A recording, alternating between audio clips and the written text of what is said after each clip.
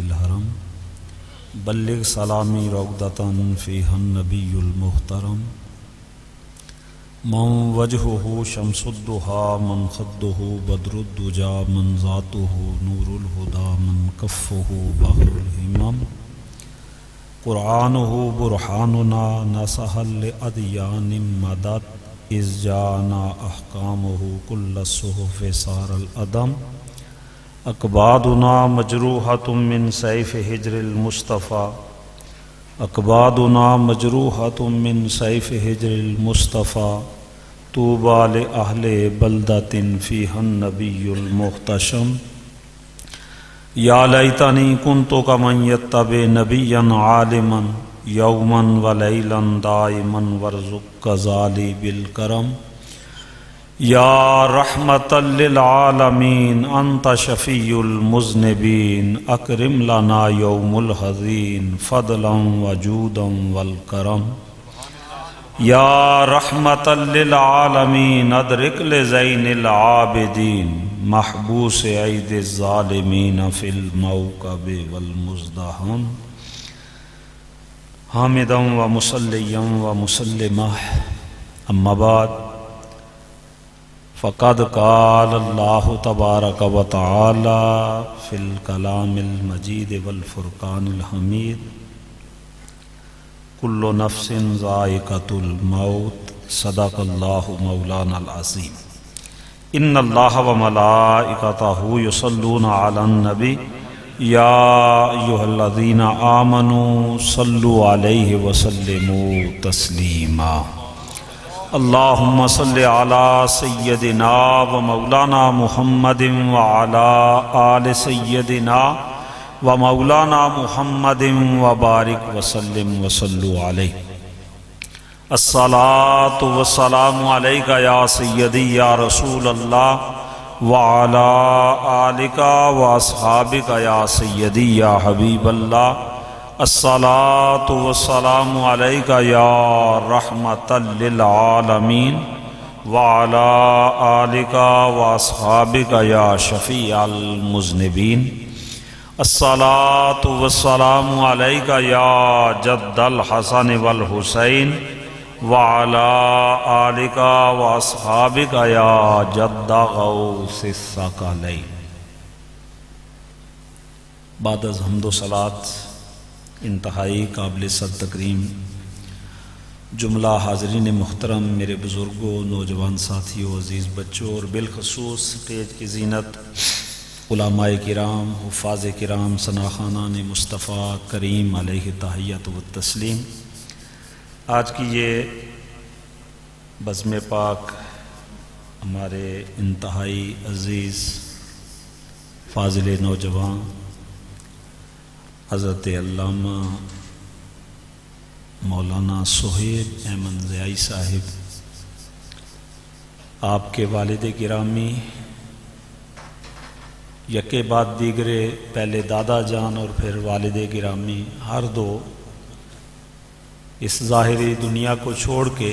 عالم برزخ کی جانب منتقل ہوئے۔ آج ان کے ایصال ثواب کے لیے اس محفل مبارکہ کا انعقاد کیا گیا۔ دعا ہے کہ پروردگار عالم ان کے درجات میں بلندیاں عطا فرمائے، انہیں کروٹ کروٹ جنت نصیب فرمائے، اور رب دو جہاں ان کے بچوں پہ، ان کی اولاد پہ اپنا خصوصی فضل و کرم نازل فرمائے۔ وقت دعا قریب ہے، انشاءاللہ دعا وقت پہ ہی، ہر کام اپنے وقت پہ ہی اچھا لگتا ہے۔ کوئی بھی کام ہو اس کو وقت پہ اگر سارے انجام دیا جائے تو اس کے حسن میں اضافہ ہوتا ہے، اس کی خوبی میں اضافہ ہوتا ہے۔ دعا کریں کہ یہ لمحات جو اللہ کریم نے ہمیں عطا فرمائے ہیں، ان سے کچھ سیکھنے کی توفیق عطا فرمائے۔ خطابات، تقاریر آپ علماء سے سنتے رہتے ہیں، میں تو ایک طالب علم ہوں، طالب علم کی حیثیت سے ہی چند باتیں، چند معروضات پیش کروں گا۔ تقاریر کا اصل جو مقصد ہے وہ ہے سامعین کے قلب کے اندر حب خدا و مصطفیٰ اور حب شریعت، حب دین متین کو اجاگر کرنا، کہ بندہ اگر پہلے تھوڑا غافل تھا تو چند باتیں سننے کے بعد اگر بے نماز تھا تو نمازی بن جائے، اگر روزے میں کوتاہی تھی تو روزے کی کوتاہی دور ہو جائے، اگر عمل کی دنیا میں پیچھے تھا تو عمل کی جانب بڑھ جائے، اور اگر ہمسایوں کے حق میں کمزور تھا تو ہمسایوں کے حقوق کی ادائیگی کے لیے کمر بستہ ہو جائے، ماں باپ کے حقوق کی ادائیگی میں اگر کمزور تھا تو پھر گفتگو سننے کے بعد ماں باپ کا حق ادا کرنے کے لیے وہ چوکس ہو جائے، ہوشیار ہو جائے، اور اس طرح وہ دین کی جو باتیں ہیں ان پہ عمل پیرا ہو جائے۔ اور ان محافل کا اصل مقصد بھی یہی ہوتا ہے، جسے ہم نے فراموش کر دیا ہے۔ اور الا ماشاء اللہ آج ہماری قوم، ہمارے علماء، خطباء سمیت، ہمارے ثناخانوں سمیت، ناراض نہیں ہونا کسی نے بھی، ہماری سب کی کوشش یہ ہوتی ہے کہ وہ بات سنائی جائے، لوگ آشش کریں، اٹھیں، جناب داد بھی دیں، امداد بھی دیں، اور ہم چلتے بنیں، پیچھے والے جانے اور رب جانے۔ نہیں بابا، ایسے حالات سے پھر دیکھ لیں آج ہمارا معاشرہ کہاں پہ پہنچ چکا ہے۔ کیا ہماری گفتگو سے، ہماری تقاریر سے، ہمارے بولنے سے لوگوں کے اندر کوئی چینجنگ آ رہی ہے؟ فرق آ رہا ہے؟ بے نمازی نمازی بن رہے ہیں، جو دین سے دور تھے وہ دین کے قریب آ رہے ہیں، یا ہمارے قول و عمل کو دیکھ کے وہ اور دور جا رہے ہیں؟ گرامی المرتبت حضرات، دین کا بنیادی فلسفہ یہی ہے کہ دین سیکھنے والا دین پہ عمل پیرا ہو، جس نے دین سیکھا ہے وہ دین پہ عمل کر کے دکھائے۔ یہ کیا وجہ تھی کہ ایک وقت تھا بابا جھونپڑی ڈال کے بیٹھتا تھا، گفتگو نہیں کرتا تھا، تقریریں نہیں کرتا تھا۔ آج تو گھنٹوں گھنٹوں تقریریں ہوتی ہیں، مگر لوگ دامن جھاڑ کے چلے جاتے ہیں، کچھ پلے نہیں پڑتا۔ خواجہ معین الدین بیٹھا ہوا ہے، تقریریں نہیں ہو رہی، خطابات نہیں ہو رہے، کوئی لمبی چوڑی گفتگو نہیں، فقط آنے والوں پہ ایک نگاہ پڑتی ہے، اور آنے والے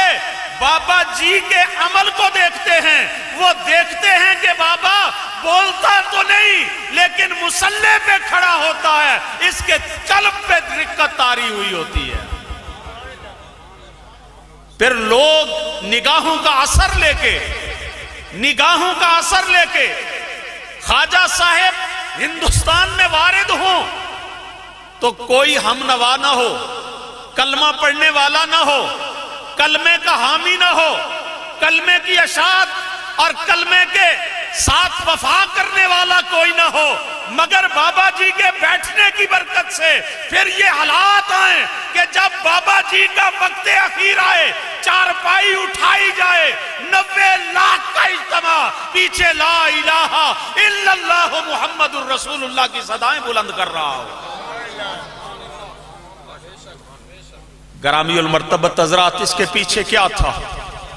خواجہ صاحب نے تقریریں نہیں کی، لیکن لوگوں کی زندگی کی کایا پلٹ دی، لوگوں کی زندگی کے اندر انقلاب پیدا کر دیا۔ آج کیا وجہ ہے کہ تقریریں بہت ہو رہی ہیں، خطابات بہت ہو رہے ہیں، دن رات علماء بھی اپنی پوری کوشش کرتے ہیں، پوری ہمت کرتے ہیں، مگر حالات جوں کہ توں چل رہے ہیں۔ گرامی المرتبت حضرات، اس پہ ہمیں بھی غور کرنا ہوگا کہ کہیں کوئی ہم سے بھی کوتاہی تو نہیں ہو رہی،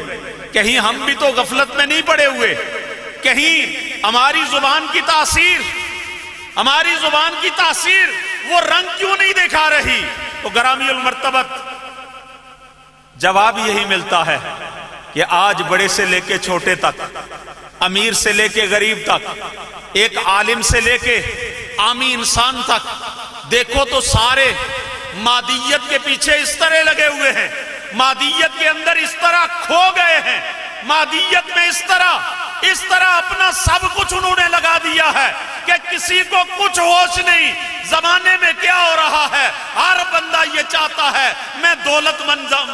مند بن جاؤں, امیر بن جاؤں, میرے پاس پیسے کی ریل پیل ہو, اور یہ نہیں دیکھتا کہ میرے پاس آنے والا پیسہ کہاں سے آ رہا ہے,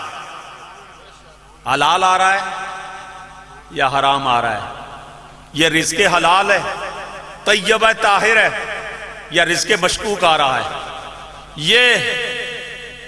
یہ رزق میرے خون پسینے کی کمائی سے آ رہا ہے یا یہ رزق میں نے کسی کا حق مار کے لیا ہے, کسی کی جائیداد پہ قبضہ کر کے لیا ہے, کسی سے دھوکہ اور فراڈ کر کے لیا ہے, کسی مال کے اندر ملاوٹ کر کے لیا ہے, میں نے اپنے ہاتھوں سے اپنے جنگلات کو تباہ کر کے لیا ہے, جوئے کے ذریعے لیا ہے یا سود کے ذریعے لیا ہے. میرے بھائی مجھے اور آپ کو اپنے رزق پہ غور کرنا ہے, رزق کو دیکھنا ہے کہ آ کہاں سے رہا ہے اور آ کس طرح رہا ہے. اگر وہ رزق طیب و طاہر ہے تو یہ بات ہو ہی نہیں سکتی کہ رزق حلال بندہ کھائے اور اس پہ دین کی بات کا اثر نہ ہو. میرے کریم نبی علیہ السلام کا فرمان عالی شان ہے, علماء تشریف رکھتے ہیں کہ بندہ جب لقمہ حرام کھاتا ہے, حرام کا رزق کھاتا ہے, ایک لقمہ کھاتا ہے, 40 دن تک اللہ اس کے نہ نوافل قبول کرتا ہے نہ فرائض قبول کرتا ہے. ایک لقمے کے بدلے 40 دن کی عبادات گئی. میرے بھائی جہاں سارا ہی کھانا ہی پورے کا پورا کھانا حرام کا ہو, لباس حرام کا ہو, مکان جن میں رہ رہا ہے وہ حرام کی کمائی سے بنے ہیں, تو مجھے بتا خدا کی رحمت کہاں سے آئے گی, خدا کا فضل کہاں سے آئے گا, دل کی کایا کیسے پلٹے گی, دل کے اوپر دین کی باتیں اثر کیسے کریں گی. یہ تبھی اثر کریں گی جب میرے اور تیرے جسم کے اندر لقمہ حلال گیا ہوگا. میرے اور تیرے جسم کے اوپر اگرچہ اتنا مہنگا لباس نہیں ہوگا مگر حلال کے پیسوں سے, حلال کی کمائی سے وہ خریدا گیا ہوگا. پھر وہ پہن کے میں عبادت کروں گا, آپ عبادت کریں گے, اس عبادت میں لذت بھی آئے گی, سرور بھی آئے گا, اور وہ عبادت میرے اور تیرے دل کو بدل بھی دے گی. گرامی المرتبت حضرات, یاد رکھیے صرف تقاریر سے بات نہیں بنتی. اکثر اوقات ہم سنتے ہیں, چونکہ ہمارا روزمرہ کا یہ معمول ہے, دعائیں بھی ہوتی ہیں بارش کے لیے, بارش نہیں ہو رہی, اللہ پاک کرم فرمائے, اپنے حبیب کا صدقہ کرم فرمائے, 5 تن پاک کا صدقہ اللہ کرم فرمائے, اللہ ہم پہ باران رحمت کا نزول فرمائے. بارش نہیں ہو رہی, اور اکثر پتہ ہے لوگ کیا کہتے ہیں یار مولویوں کی دعاؤں میں اثر نہیں رہا. مولویوں کی دعاؤں میں ناراض نہیں ہونا, میں جو بات بتانے لگا ہوں وہ سب جانے کے لیے. مولویاں نے دعا جو نصر ہی نہیں رہا جی, تو کون لمیاں دعا منگنے لیکن بارش نہیں ہونی. کبھی غور کیا کہ وہ مولوی صاحب جو آپ کے نمائندہ بن کے رب کی بارگاہ میں پیش ہوئے ہیں, وہ جو رب کی بارگاہ میں التجا کر رہے ہیں, اس پہ امین کون بول رہا, امین کہنے والا کون ہے؟ امین بھی تو دعا ہے. اور آپ اس دعا کی تصدیق اور تائید کر رہے ہیں کہ مالکہ جو یہ بندہ مانگ رہا ہے نا, ہم اس پہ تیری بارگاہ میں التجا کرتے ہیں, اس کی التجا کو قبول کر لے. اب قبولیت کے لیے آپ رب کی بارگاہ میں التجا کر رہے ہیں. جہاں مولانا کی دعا میں اثر نہیں, وہاں یہ بھی دیکھیں کہ آپ کی دعاؤں کے اندر بھی وہ امین کا اثر ختم ہو چکا ہے. اور اس کی وجہ کیا ہے؟ وجہ یہ ہے کہ ہم جس معاشرے میں بس رہے ہیں, کبھی ہم نے دائیں بائیں دیکھا, غور کیا؟ میں بالکل چھوٹی چھوٹی باتیں آپ حضرات کے گوش گزار کرنا چاہتا ہوں. کبھی ہم نے غور کیا کہ میرا ہمسایہ سیر ہو کے سویا ہے, کھانا کھا کے سویا ہے, میرے ہمسائے کے بچوں نے کھانا کھایا ہے, یا خود پیٹ بھر کے سو گئے ہیں, ہمسائے کا پتہ نہیں. اور اکثر ایسا ہی ہے. میرے کریم نبی علیہ السلام نے فرمایا نا, ما آمنا بی من بات شعبان